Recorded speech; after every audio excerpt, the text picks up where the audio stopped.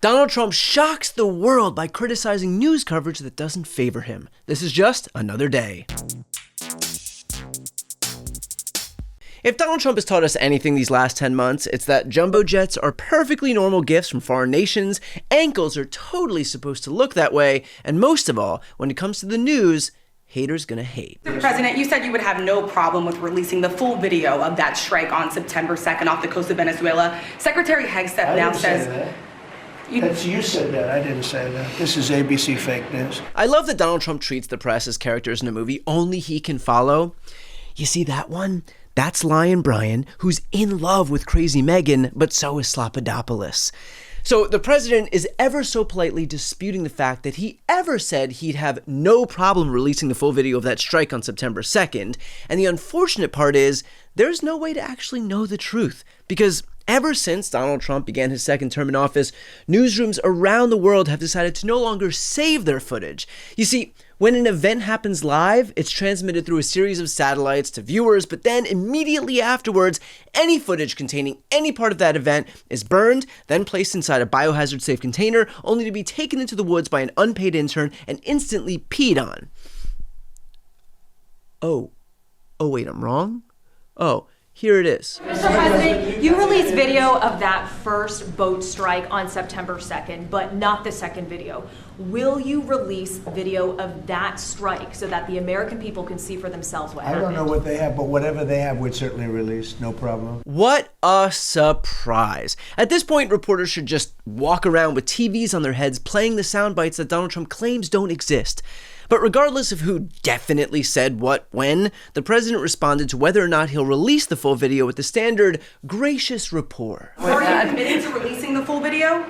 Didn't I just tell you that? You said that it was You're up the to most Secretary Hegseth. obnoxious reporter in the whole place. Let me just tell you, you are an obnoxious, a terrible reporter. And it's always the same thing with you. It's always the same thing with you. Donald Trump contradicts himself. Donald Trump denies previous statements. Donald Trump's administration may have committed war crimes. Lady, let it go already. Look, Donald Trump targeting his enemies is nothing new, but it sure feels like he's accelerated to warp speed today considering this morning's True Social post about the 60 Minutes interview with Marjorie Taylor Greene.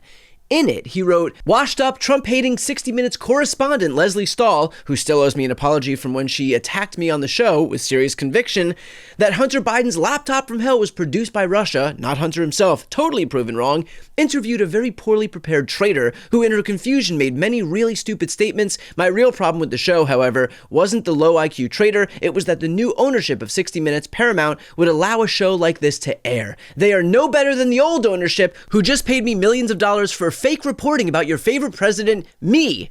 Phew. Thank God he added that me for clarity at the end. Otherwise, people would have assumed he was talking about President Bartlett.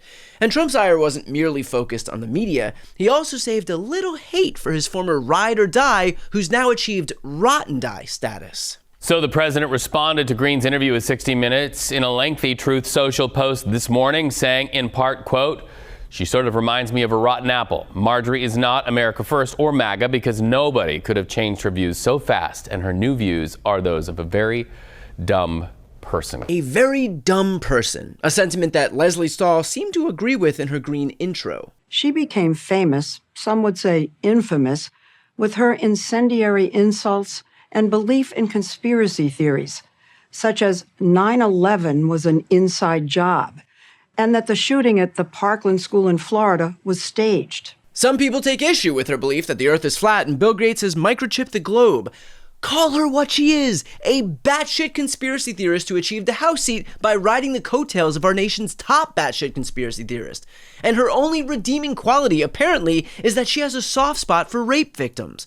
But the most surprising part of Marjorie Taylor Greene's interview was how surprised she was by Trump's actions. After President Trump called me a traitor, I got a pipe bomb threat on my house, and then I got several direct death threats on my son. I got response back from President Trump that I will keep private, but it wasn't very nice. Give us a hint of what the president said. It was extremely unkind. You don't say. You're telling me Donald Trump didn't send you an edible arrangement to make things right? No FedEx of an apology bear? Not even one of his handprints to say he's sorry? I am shocked. Once again, it's nice to see one of society's most vitriolic individuals take issue with the actual consequences of incendiary language now that it affects her family. And I'm sure a lot of other folks are happy for her too. You know, like the 9/11 victims' families, the survivors of school shootings that she called false flags, and the victims who suffered during California's wildfires, the one Marjorie claims were induced by Jewish space lasers. Oh, and also those police officers who were attacked on January 6th. Just finished with our meetings here at the White House this afternoon. We had a great planning session for our January 6th objection.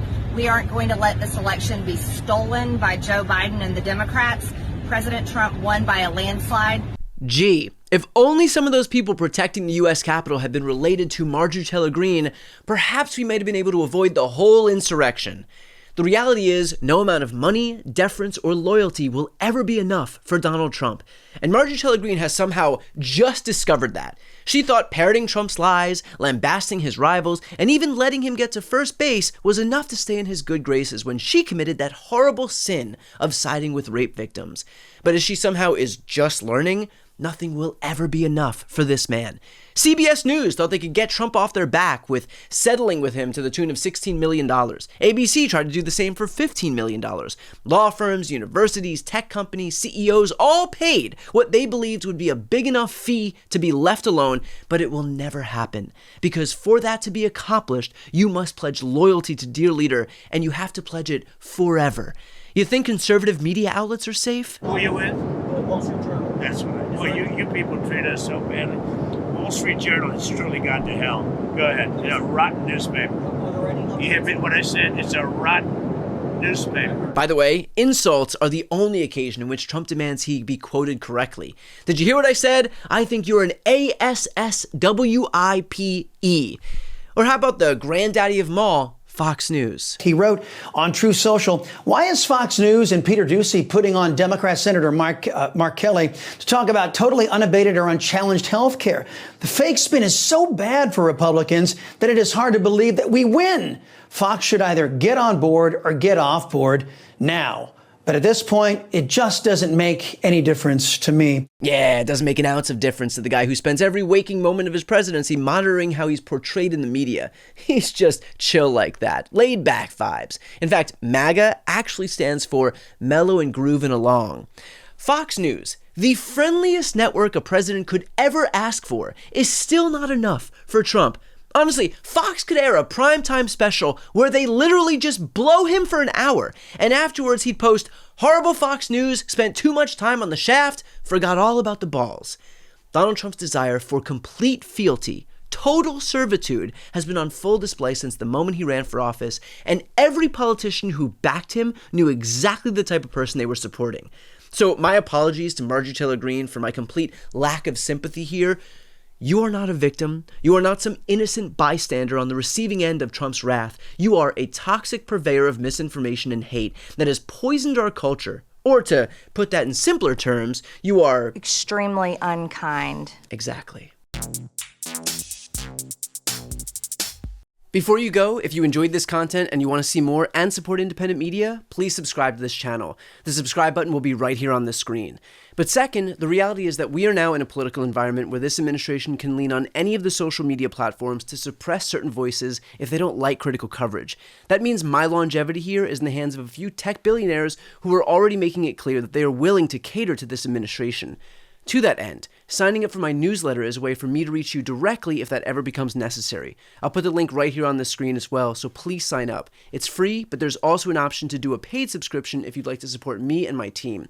I really appreciate it. Thanks so much for watching.